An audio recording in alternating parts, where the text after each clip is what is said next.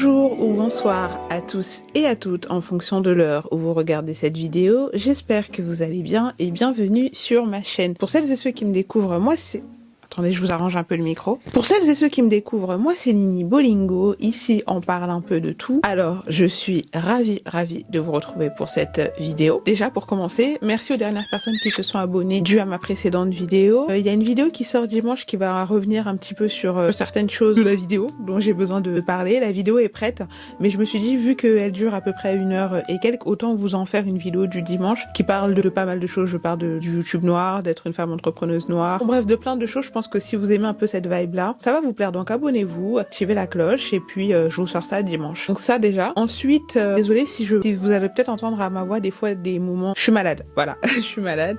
Il a neigé 2 secondes à Paris il y a 2 jours, c'est hier, bon en tout cas c'est il y a 2 jours, j'ai plus la notion du temps. J'ai eu le malheur de juste mettre un pied dehors. Une expression, je suis vraiment juste allée sur le trottoir d'en face et j'ai senti vraiment mon âme commencer à, voilà, la grippe agir, la grippe qui est sortie de mon corps il y a 1 semaine et donc c'est pour ça que vous me trouvez en peignoir. Quand j'ai pas mes fossiles, aujourd'hui j'ai fait l'effort de les mettre et quand je suis en peignoir, vous savez que cette vidéo n'était pas forcément prévue, que je suis à la maison, que je suis malade et que voilà. Donc bref, prenez-moi comme une petite sœur. Donc voilà, on va pouvoir commencer cette vidéo. Vous l'avez sûrement vu comme moi si vous avez cliqué sur cette vidéo. Olivia Manuela Yassé renonce à son titre de Miss Univers de l'Afrique et des océans. Donc voilà, il fallait quand même qu'on revienne sur les derniers éléments et aussi par rapport à une publication, un live je crois de Raoul Rocha. Vraiment je me suis réveillée, j'ai vu ça, je me suis dit mais bref, en tout cas si j'étais les avocats d'Olivia Yassé actuellement, vraiment je pense que j'achèterais déjà un bon terrain pour la maison que j'allais construire, parce que on va commencer par le début, ok? Donc comme je le disais, Olivia Yassé a fait une publication dans l'après-midi pour revenir donc sur son expérience, etc., où elle nous a annoncé déjà le comici. Donc le comité national de Miss Côte d'Ivoire avait déjà fait une publication quelques jours avant, enfin je crois ouais, la veille, justement pour dire qu'ils étaient en pourparlers, en train de réfléchir à la suite, on va dire, d'Olivia Yassé et à leur participation dans le concours international Miss Univers. Et donc Olivia nous a fait ce communiqué tout à l'heure. Alors elle dit, attendez, je vais essayer de le capturer, comme ça je vais vous le mettre. Voilà. Donc elle dit: en tant que représentante de la Côte d'Ivoire au concours de Miss Univers 2025 à Bangkok, j'ai eu la preuve que je pouvais accomplir de grandes choses malgré les adversités. Mais pour continuer dans cette voie, je dois rester fidèle à mes valeurs, le respect, la dignité, l'excellence et l'égalité des chances qui sont mes repères les plus solides. Le cœur rempli de gratitude et avec un profond respect, j'annonce par la présente ma démission au titre de Miss Univers Afrique et Océanie, ainsi que de toute future affiliation avec le comité Miss Univers. Au cours de mon parcours en tant qu'ambassadrice et reine de beauté, j'ai œuvré avec engagement, résilience, discipline et détermination. Cependant, pour atteindre pleinement mon potentiel, je dois rester fermement ancré dans mes valeurs qui sont des principes directeurs qui tracent mon chemin vers l'excellence. Comme je l'ai déclaré sur scène, mon plus grand souhait, c'est d'être un modèle pour la nouvelle génération, en particulier les jeunes filles. Je les encourage à repousser leurs limites, à oser entrer la tête haute dans des salles où elles pensent ne pas avoir leur place et à assumer pleinement leur identité. C'est cet engagement à être une influence positive qui guide ma décision aujourd'hui. Me retirer de ce rôle tronqué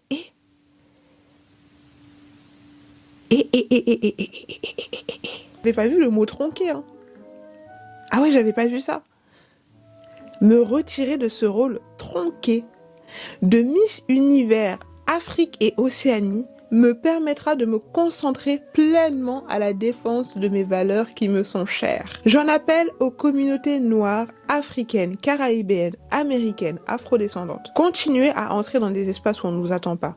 Ouvrons la voie pour nos frères et sœurs qui nous suivront. Ne laissons jamais quiconque définir qui nous sommes ou limiter notre potentiel. Notre présence compte et nos voix doivent être entendues. J'aimerais également adresser mes félicitations à la nouvelle Miss Univers. Je souhaite également un prompt rétablissement à Miss Jamaïque et je lui manifeste toute mon affection. Je suis profondément reconnaissante pour le soutien reçu et pour les expériences inoubliables qui m'ont façonné. Je poursuis désormais mon chemin avec la même détermination à élever et à inspirer. Merci à toutes celles qui ont fait partie de cette aventure à toutes celles et ceux qui ont fait partie de cette aventure exceptionnelle, continuons à défendre nos valeurs et à viser ensemble la grandeur. It's time for Africa. Avec amour et respect, Olivia Manuela Yasse. Donc ça, c'est le communiqué qu'elle a fait tout à l'heure. Et vous savez, en plus, je me disais, mais est-ce qu'elle va... Vous savez, je sais pas, moi, je pense que déjà, quand elle a entendu 4e Dauphine et qu'elle a entendu Côte d'Ivoire, ça s'est passé à une mini-seconde. Mais si vous voyez bien dans son regard, je suis sûre qu'il y a eu un mini-flash de seconde qui s'est dit, est-ce que en gros, je leur claque pas dans les doigts? En fait, à ce moment-là, j'ai su qu'elle a su, et le monde entier a vu. Une des choses qui caractérise Olivia Yasse, c'est le fait qu'elle gère très très bien ses sorties médiatiques et son image publique. J'avais beaucoup de mal à me dire qu'elle allait se contenter d'un titre où elle sait qu'elle mérite plus et que c'est pas sa place. Vous voyez ce que je veux dire? Je sais que chaque année c'est comme ça normalement, mais c'est vraiment un truc, tu sais, comme on te donne comme une petite médaille, au moins contente-toi de ça, alors qu'au fond tu sais et le monde entier sait que ce n'est pas ta place. C'est ce que je disais en fait la dernière fois, c'est que je trouve que comme Dorcas Dianda aussi, c'est quand même des femmes qui ont cette caractéristique à prendre beaucoup de recul dans des situations de polémique en général. Donc du coup je me suis dit comment ça va se passer pour les prochains jours. Et surtout quand ils ont annoncé qu'elle allait faire une tournée, etc. Moi, elle aurait fait la tournée, j'aurais respecté, on l'aurait soutenu, on aurait liké et tout. Mais c'est vrai qu'il y aurait quand même ce goût d'amertume parce que c'est comme si, au fond, il y a eu un complot et que si tu y vas, tu adoubes le fait qu'il y ait eu un complot et donc du coup, tu deviens complice de ce complot où normalement, tu savais que ça devait être toi. Et en fait, on te met à une place et tu dois accepter ta place parce que c'est déjà bien. Vous voyez ce que je veux dire? Je trouve que elle a pris une excellente décision. Et ça, je l'avais dit dans la première vidéo que j'avais faite. J'aime vraiment un profil comme Olivia Yasse parce que, vous savez, des fois, on dit connais ta valeur, c'est des bons mots qu'on met sur internet, mais des fois, connaître sa valeur, c'est aussi refuser de rester dans des cercles, dans des milieux où on veut te rapetissir, où on veut te traiter moins bien que ce que tu mérites, où on refuse de te voir et de te traiter à ta juste valeur. Tu sais que si on parle sur un terme même pur, et c'est là où en fait ça donne aussi aux raisons aux gens qui disent que vous allez comprendre pourquoi après. La méritocratie en réalité dans ce monde n'existe pas. Il n'y a que les relations, les intérêts, la corruption, je suis désolée. C'est voilà, la méritocratie, enfin, dans un monde qui ne joue pas franc jeu. Il y a beaucoup de gens des fois qui disent que, et je peux l'entendre, et on en a encore la preuve aujourd'hui, dans un monde qui ne joue pas franc jeu, tu dois pouvoir penser à toi et à tes intérêts. Et justement, donc je disais, une des particularités que j'aime beaucoup chez Olivia Yasse, c'est que donc vraiment, elle connaît sa valeur. Elle sait qui elle sait à quel point elle a travaillé, et ça c'est vraiment déterminant des personnes qui s'imposent une discipline de faire. Quand tu sais à quel point tu as travaillé, quand tu sais, je pense que même si par exemple une autre Miss, voilà, aurait été plus méritante, ou même si par exemple elle aurait été première de Dauphine face à une Miss où vraiment, en termes de travail, en termes d'équité, c'est quoi là qu'elle avait dit là? Il y a une phrase qu'elle a dit que j'ai beaucoup aimée. Alors attendez, on va revenir un peu sur son discours. Quand elle dit l'égalité des chances, voilà, quand elle dit l'excellence et l'égalité des chances. C'est-à-dire, peu importe d'où tu viens, surtout dans un concours comme ça où des gens viennent du monde entier, investissent du temps, investissent de l'argent, font des sacrifices sur plusieurs années, etc. Parce qu'on va encore, suivez bien la vidéo qui arrive dimanche, encore revenir, ça faisait 3 ans qu'elle se préparait pour ce concours, comme toute autre Miss peut-être aussi, qui ont vraiment travaillé, qui ont fait des efforts, qui a eu d'autres peut-être ont appris l'anglais pendant, voilà, qui ont appris l'espagnol, etc. Et avoir la sensation que quelqu'un, parce qu'encore, il y a des choses, je pense que nous, on n'a pas tout vu, on a vu leur présentation, on a vu leur défilé, etc. Mais ce qui se passait en coulisses, ce qui se passe en secret, les conversations secrètes, il y a beaucoup d'éléments qu'on n'a pas et que eux ont. Donc s'ils se permettent de se dire que non, c'est tellement grave qu'on renonce au concours. Et encore, je vous ai dit que par exemple, donc c'était Claude Makelele, pareil, qui devait faire partie du jury, qui a démissionné du jury. Il y a eu plein de choses comme ça, de personnes qui ont pris la parole. Même des gens qui avaient leur Miss dans leur communauté. Des Mexicains, des Vénézuéliens, des Thaïlandais. Déjà, vraiment, mais c'est pas possible, c'est-à-dire que c'est visible pour tout le monde. Et je pense qu'ils lui ont juste donné ce titre-là, donc de 4e Dauphine, parce qu'ils savaient que le monde entier allait crier. Pour moi, c'est la décision la plus digne qu'elle ait pu prendre. Je disais que l'une des choses que j'aime le plus chez elle connaît le fruit de ses efforts pour atteindre ce niveau de perfection qu'elle a aujourd'hui. Et surtout, elle a conscience que ses principes, ses valeurs, ce qu'elle est, vaut 1 milliard de fois plus qu'une couronne ou qu'une écharpe en tout cas, qui ne représente pas entièrement le fruit de son travail. Et je trouve ça très courageux de sa part. J'espère que les autres dauphines aussi vont suivre. Voilà, chacun prendra sa décision. Mais en tout cas, je pense que c'était la meilleure décision pour elle, pour le Comici, pour voilà. Je pense qu'elle aura sûrement d'autres contrats, elle aura sûrement d'autres opportunités. Je crois que apparemment, elle a fait une déclaration, je n'ai pas vu où, mais beaucoup de gens disent qu'elle a dit qu'apparemment les concours de beauté, etc., c'était terminé pour elle, parce qu'il y a des gens qui disaient oui, mais on veut encore la voir, on espère la voir ailleurs et tout. Et je crois qu'elle a dit qu'elle se retirait des concours de beauté. Je ne sais pas si c'est vrai ou pas. Je trouve qu'à ce niveau d'excellence-là, le Comici devrait peut-être la recruter pour les prochaines candidates qu'ils vont envoyer à des niveaux internationaux pour former en fait les Miss dans l'attitude, dans la présentation, dans tout en fait, parce que au-delà de son défilé, je pense qu'une des choses qui a touché aussi les gens, Olivia Assé, c'est aussi son attitude publique. Elle est là, elle est souriante, elle est chaleureuse, elle aide les autres Miss, elle est d'une humilité incroyable, à tel point qu'en fait c'est les autres qui la prennent et qui la soulèvent parce que elle est très, c'est qui disait aussi là, c'était Sylvie Tellier qui disait elle est très accessible, etc. Et elle dégage cette aura qui te donne envie vraiment de la soutenir. Elle véhicule vraiment cette image de cohésion. En tout cas, j'espère que vous comprenez ce que j'essaie de dire. Donc, on va continuer. Ça ne s'est pas arrêté là, puisque je me réveille, parce qu'en ce moment, j'arrive pas à dormir correctement. Donc, je dors à des heures qui sont pas normales, et je me réveille à des heures aussi qui sont pas normales. Bref, donc, Raoul Rocha, qui, alors, normalement, je crois qu'il devait, je vais vous dire ça exactement. Donc, Raoul Rocha, qui n'est autre que le président, s'il vous plaît, de Miss Univers, a fait un live tout à l'heure. Je ne sais pas qui conseille ces gens par rapport à leur sortie publique. Je ne sais pas. À ce niveau-là, je ne comprends pas. En tout cas, on va regarder ensemble, vous et moi, ce qu'il a dit, d'accord? Tu parles de la Côte d'Ivoire, eh bien, pourquoi elle n'a pas gagné? Il y a beaucoup de choses qui sont prises en compte, Adela. Mais tu ne nous dis pas, c'est-à-dire ce que... Laisse-moi te dire une chose importante. Voyons, Côte d'Ivoire a besoin... Entrez sur Google, tout le monde a un téléphone portable et cherchez combien de pays nécessitent, un visa pour que la Côte d'Ivoire puisse entrer. 175. Quoi? Oui, 175. Et le travail est pour un an de Miss Univers. 175 pays demandent un visa à la Côte d'Ivoire. Eh bien, Adela, alors, ça va être la Miss Univers qui a passé toute une année dans un appartement. Parce que d'une part, le couple représente la procédure de visa avec des avocats. Certaines d'entre elles nécessitent 6 mois à l'avance. Non, eh bien, l'année est déjà passée, n'est-ce pas? Eh bien, il y a beaucoup de choses qui sont évaluées que les gens, les misologues, les fans et tout ça, eh bien, ils n'ont pas assez pour pouvoir déterminer et dire, ah, comment? Eh bien sûr, nous voulons qu'elle soit univers.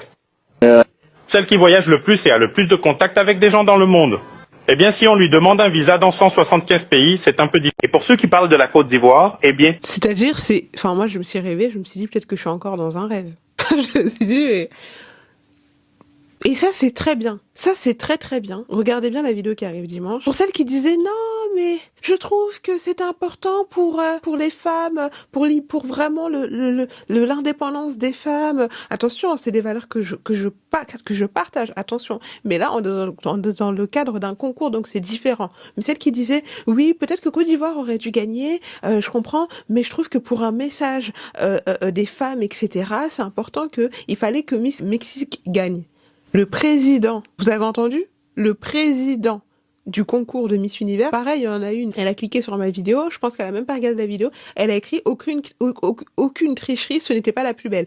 Elle a rien suivi, elle ne connaît pas les critères de sélection. Là, qu'est-ce qu'il vous a dit, le président du concours de Miss Univers? Il vous a pas dit que c'est parce que Olivia n'était pas au niveau. Il ne vous a pas dit que c'est parce qu'Olivia, au vu des performances proposées, elle n'avait pas le niveau pour être Miss Univers. Il n'a rien sorti des critères, normalement, qui devraient être dans les critères de sélection du jury pour savoir qui allait être la Miss ou pas. Parce qu'au début, moi, je pensais que Raoul Rocha, c'était le membre du jury qui avait démissionné. Alors qu'en fait, non, ça n'a rien à voir. Raoul Rocha, c'est l'un des copropriétaires du concours Miss Univers. La question que je me pose, c'est que puisque les critères de visa ne figurent pas, en tout cas, dans les critères de sélection des Miss, de présélection des Miss, l'argument qui nous a sorti, ça veut dire que déjà, si on voit bien les choses dans ce qu'on vient d'entendre, ça veut dire que dans tous les cas, peu importe la performance qu'Olivia Yassé aurait proposée, même si elle aurait fait un truc d'équilibriste, peu importe ce qu'elle aurait pu faire, elle était déjà disqualifiée d'office pour une histoire de visa. Et je m'interroge du coup sur, peut-être que, parce que vous savez, il y avait quand même 2 jurys qui ont démissionné, je m'interroge sur, du coup, la crédibilité des jurys ce soir-là. Parce que si le président dit ça, et qu'il l'applique, ça veut dire qu'il a dû transmettre ces informations aux membres du jury. Donc effectivement, quand les gens disaient qu'il y avait des listes secrètes de présélection, etc., et que c'est pour ça que certains jurys ont démissionné, c'est pas forcément faux. Parce que pour faire valoir ce qu'il a dit, il faut bien l'appliquer, et il faut l'appliquer, et il faut prévenir les jurys. Ça veut dire que les jurys, quand ils viennent, il y a déjà des miss qui sont perdues d'avance. Ça veut dire que pendant tout ce temps-là où ils regardaient les Miss, faire des sorties publiques, payer des licences pour venir, etc., et disaient bonjour, pendant tout ce temps-là, ils savaient déjà que ces Miss-là, que apparemment, je pense qu'il y a une catégorie de Miss, je sais pas si c'est que les Miss africaines, mais qui étaient déjà exclues d'office parce que leur visa les restreint. Et comment ça se fait qu'une organisation de cette envergure-là n'a pas les moyens, je sais pas comment ça se passe au niveau international, mais en tout cas pour ce genre de choses, ils devraient avoir assez de relations ou de choses pour pouvoir obtenir à la candidate gagnante un passeport diplomatique. En tout cas, un truc vraiment de 1 an qui lui permet de voyager partout dans le monde. Et en plus, il me semble, là c'est juste pour parler d'Olivier Assé.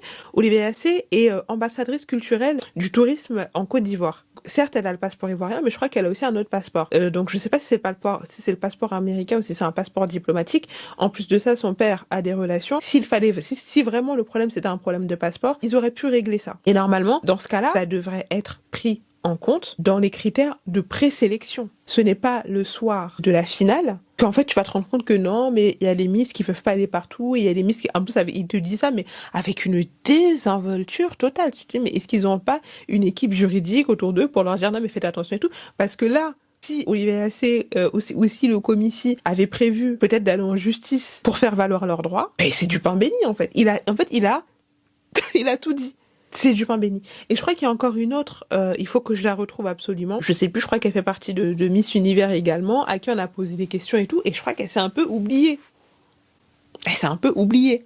Quand on a posé des questions par rapport à Miss Mexique, Cerro Baron, etc., je crois qu'elle s'est un peu oubliée. Alors je vais essayer de retrouver, j'espère vraiment que je vais retrouver, parce que je me suis dit, mais ça c'est du pain béni, c'est-à-dire là, en plus, si elle porte plainte Olivier Assé aux États-Unis ou je sais pas où, elle peut et qu'elle arrive à prouver qu'effectivement il y a eu des discussions secrètes, etc. Et vu comment est-ce qu'ils arrivent pas à tenir leur discours médiatique, il y a moyen de se faire un bifton. Enfin, je sais pas. Peut-être c'est mon esprit trop commercial. Mais là, j'aurais tout donné pour être l'avocate ou faire partie du service juridique d'Olivier Assé, parce que je pense qu'il y a de quoi faire. Le président, en 4K, vient te dire, non, mais tu sais, en fait, non, au moins, ment, tu vois, ment, et dit que non, c'est parce que, en fait, voilà, peut-être que sa démarche était comme ça, ou peut-être que, voilà, on a trouvé plus de qualité dans le discours, j'ai n'importe quoi, de Miss Mexique, mais au moins, base-toi sur des éléments qui sont dans la liste des jurys. Parce que là, ce qu'il est en train de nous dire, c'est que les jurys sont briefés par rapport aux Miss qui peuvent être sélectionnées et celles qui ne peuvent pas d'office. Et pourquoi ? Et ça, pour moi, après, les comités doivent porter plainte. Parce que pourquoi, du coup, tu fais payer des licences, des accréditations, etc. Et il n'y a pas que la licence qui coûte cher. Il y a les tenues ensuite. Certaines ne sont pas de soutien de leur gouvernement, etc. Puisque ça reste quand même un concours international et culturel. Mais certaines, financent tout avec leur comité. Donc, il y a le prix des tenues, faut payer les artisans, les couturiers, etc. Il y a donc les frais de délégation du concours. Il y a plein de choses à prendre en compte. Celles qui viennent avec leur équipe médiatique, j'imagine même pas. Je pense qu'ils ont dû dépenser. Moi, je pense qu'ils ont dû dépenser au moins, vu l'investissement surtout dans l'image, dans les sorties médiatiques, etc. Je pense qu'ils en ont eu pour juste le comité ivoirien. Je pense qu'il y en a eu pour plus de 100 000 euros. Moi, je pense. Tout compris. Les charges, les frais d'avion, les costumes, tout. Moi, je comprends pas. Je dis, mais, ment! En fait, enfin, en tout cas, tout bon communicant aurait dit à Raoul Rocha de mentir. Mais ça, du coup, c'est du pain béni. Et ça me fait rire parce qu'il y avait quelqu'un qui disait sur TikTok, c'est le dieu d'Olivier Assé qui est en train d'agir. Mais en tout cas, je pense qu'elle a vraiment pris une bonne décision. On va voir comment vont se passer les prochains jours, mais je pense qu'elle a vraiment pris une bonne décision. Parce que c'était se rapetissir et c'était pas sa place. 4e dauphine. Non, c'est inaudible pour tout le monde. Elle a fait la meilleure prestation de la soirée. Ce qui fait que même les autres supporters d'autres pays, etc., qui avaient le drapeau, criaient Côte d'Ivoire à la fin. Bref, en tout cas, on va voir ce qui va se passer pour les prochains jours, pour les prochains mois. Mais pour moi, ce qu'il a dit constitue des aveux tacites qu'il y a eu des discussions entre les membres du jury avant même le concours où ils savaient d'office Olivier Assé, peu importe ce qu'elle aurait fait sur scène, et peut-être d'autres Miss aussi, qu'ils allaient être disqualifiés. J'ai vu qu'il y a le comité Estonie, je crois, qui se retire du concours. Il y a eu pas mal de sorties, donc je pense qu'ils devraient tous se mettre ensemble, pays africains, même les pays... Il y a eu des Miss, je suis désolée, elles n'ont pas passé le top 30, alors que, voilà. Et je crois que même la France réfléchit à sa future participation pour l'année prochaine. Ils auraient fait gagner Miss même Venezuela, ça aurait pu passer. Ils auraient fait gagner Miss Thaïlande aussi, que je trouve qui est très jolie, ça aurait pu passer. Ils auraient fait gagner Olivia Yassé, c'était une évidence. Ils auraient pu au moins mettre Miss Mexique, peut-être première dauphine. Les gens étaient un peu boudés, ils allaient comme, voilà. Mais, et vous savez, j'avais aucun doute, quand j'ai vu que Olivia était 4e dauphine, j'avais aucun doute que c'était Miss Mexique qui allait gagner. Et même moi, je trouve que je me suis fait un peu avoir par cette narrative de oui, finalement, c'est un beau message pour les femmes et tout, alors qu'en fait, je pense que, comme je vous ai dit dans la prochaine vidéo qui sort, je pense pas que Nawat était dans le coup, je pense juste qu'ils ont récupéré médiatiquement cette affaire. Le comité mexicain avec qui vous savez. Mais par contre, Nawat me fait mourir de rire. Je sais pas si vous avez vu, il y a une vidéo où je crois qu'il est avec, parce qu'il est aussi président du comité Miss International Grande, si je dis pas de bêtises, je sais plus. Et à un moment donné, genre, attendez, je vais vous mettre la vidéo.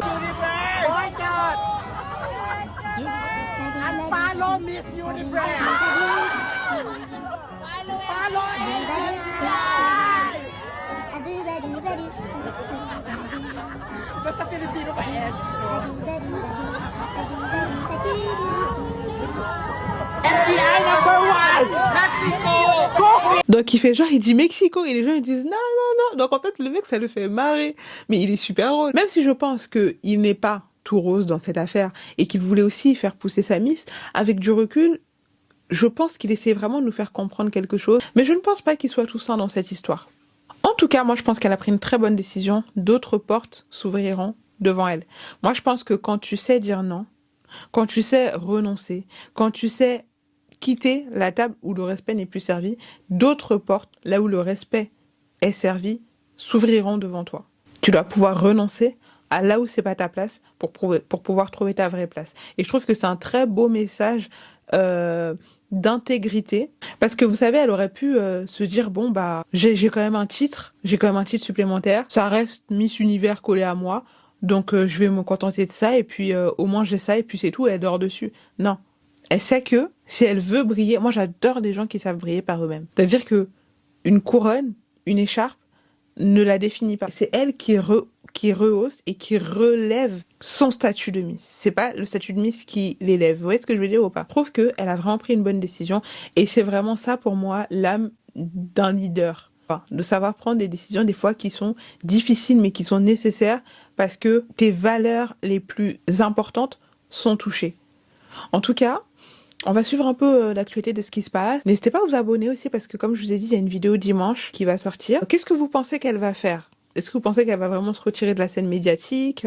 Est-ce que vous pensez que... Voilà, en fait, je me dis, bon, quand on entendait bien beaucoup parler d'elle, c'était pendant les concours de Miss, etc. Et après, en vrai, aujourd'hui, à l'ère des réseaux sociaux, il y a beaucoup de choses qu'elle peut faire. Là, elle a maintenant 1 million d'abonnés, elle a une communauté internationale, il y a de quoi faire. Donc voilà, j'espère qu'on la verra peut-être dans d'autres programmes, d'une autre façon, j'en sais rien, parce que vraiment, elle a l'âme de savoir emporter les gens avec elle dans ses aventures. Voilà, tout simplement, vraiment, avec du recul, moi, vraiment, je pense que, bon, après, c'est mon avis et je ne suis pas, voilà, membre du jury, mais au vu des critères de sélection où on nous parle de visa, peut-être que même j'aurais été plus légitime en tant que membre du jury.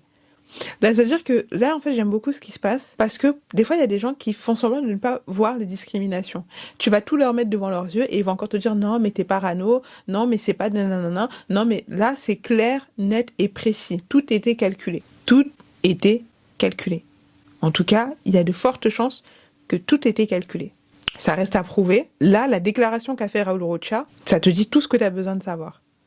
Donc, on va voir. Moi, je pense qu'il y a de quoi ouvrir peut-être une procédure, mais je sais pas auprès de qui, pour pouvoir remettre en question, en tout cas, la légitimité de ceux qui gouvernent le concours. Mais vous savez, dans ce genre de concours, j'ai l'impression que, in fine, peu importe, hein, que ce soit national, international ou autre, il y a toujours des histoires un peu comme ça, vous voyez. Et après, d'un côté, je me dis, en vrai, les comités doivent travailler pendant 1 an avec une Miss. Ils ont forcément...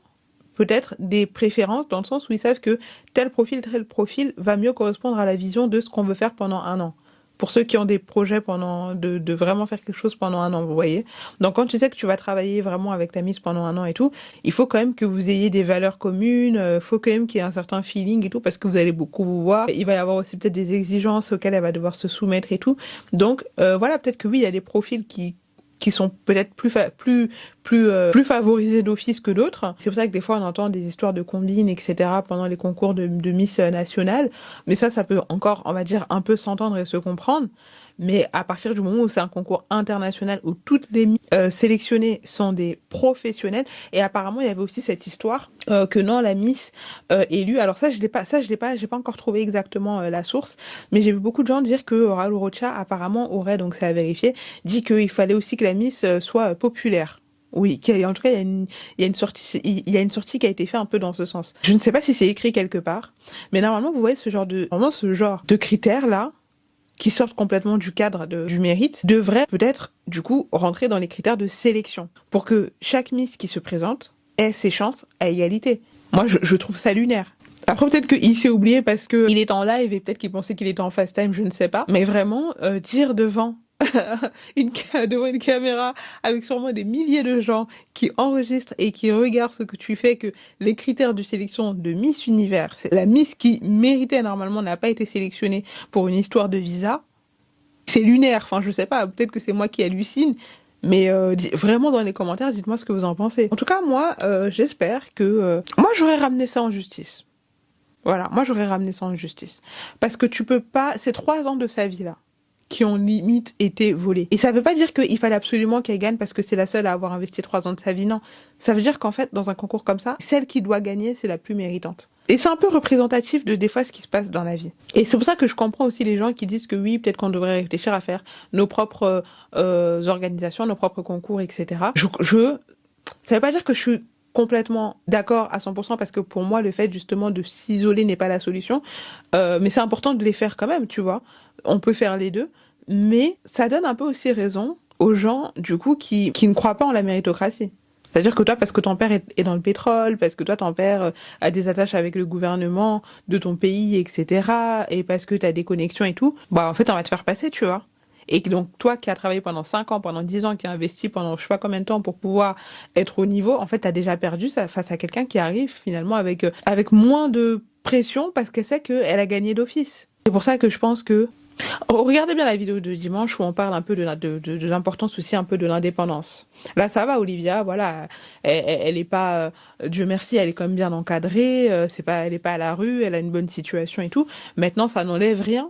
Mais après, je crois que dans ces concours-là, elles ont toutes une bonne situation. Hein. Quand tu regardes Paraguay, enfin, elles ont toutes une bonne situation. Et en fait, là, justement, ce qui aurait dû primer, c'est les compétences, c'est-à-dire la compétence égale, qui marche le mieux, qui fait le meilleur discours, qui a la meilleure tenue, qui voilà, enfin, je sais pas c'est quoi exactement tous les critères. Enfin bref, en tout cas, dites-moi ce que vous en avez pensé.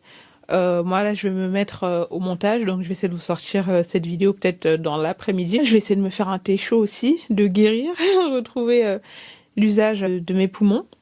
D'ici là, portez-vous bien. Ah, n'oubliez pas de liker, de commenter, de venir sur Instagram House of Nini Boningo, d'activer la cloche et de booster aussi la vidéo pour qu'elle soit proposée à un plus grand nombre. Je vous remercie, je vous fais plein de bisous et je vous dis à très très vite, à dimanche, pour une nouvelle vidéo. Gros bisous.